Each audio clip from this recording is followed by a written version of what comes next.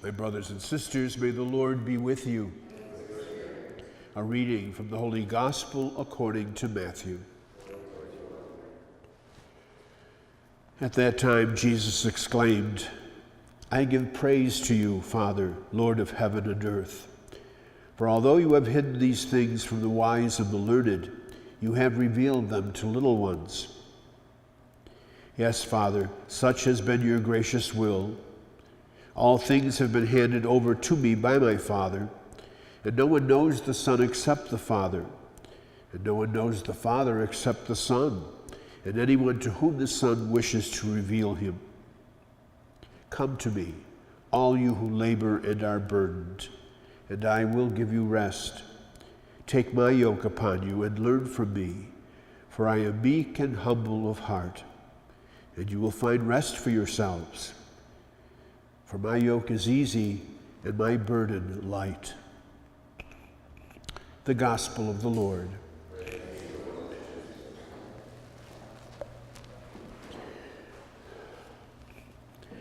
Traditionally, at this time, during the month of June, we celebrate the Feast of the Sacred Heart of Jesus.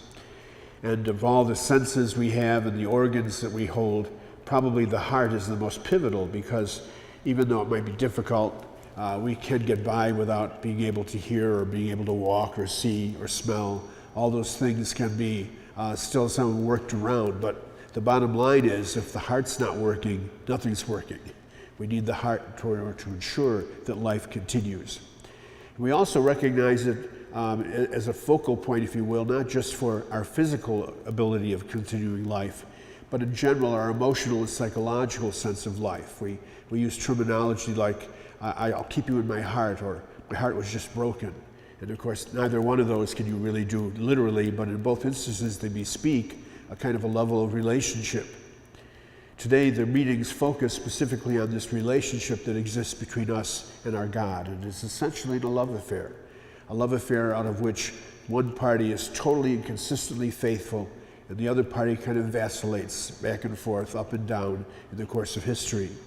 And in the first reading this morning, Moses reminds the people of Israel how much God loves them, and that they had no right really to this covenant relationship, no right to this love.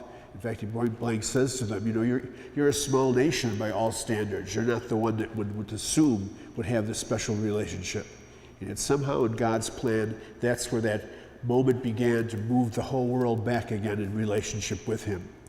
And then St. John picks up the message very poignantly in the letter today, when he reminds us that God so loved the world that he sent his Son into it to give not just life to the Israelite nation, but life to all nations.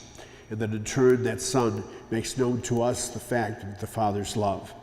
And then he says, because of that the challenge, of course, is to carry that love forth in our relationships and the way we treat each other. And finally, Jesus himself in the Gospel this morning in Matthew reminds us that we come to know who the Father is through him, and the love affair continues and the relationship grows stronger to the degree that we are linked with him. And he gives us a promise and a pledge. Most of the Gospel story, of course, keeps reminding us, we've been listening to it for the last couple of weeks, of the challenge of following Jesus, of the fact of he raises the bar on the expectations that he has for those who are part of his kingdom. But today kind of tempers it a little bit and just says, come to me, my yoke is easy, believe it or not, though we may not think so sometimes, and my burden is light, for I am meek and humble of heart.